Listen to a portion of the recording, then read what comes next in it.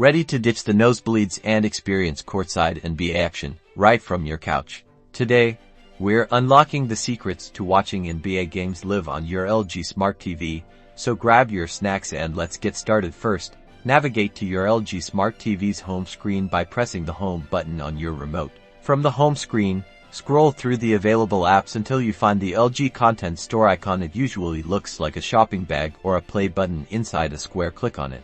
Once in the LG Content Store, use the search bar at the top to type in NBA League Pass. Select the NBA League Pass app from the search results. This is the official app of the NBA and offers live and on-demand games. Click on the install button. Wait for the app to download and install on your TV. Once installed, open the app. You'll need to sign in with your NBA League Pass account. If you don't have one, you can create an account on the NBA website or through the app itself. Alternatively, if you have a subscription to a service like ESPN, search for the ESPN app in the LG Content Store, install and log in with your ESPN credentials.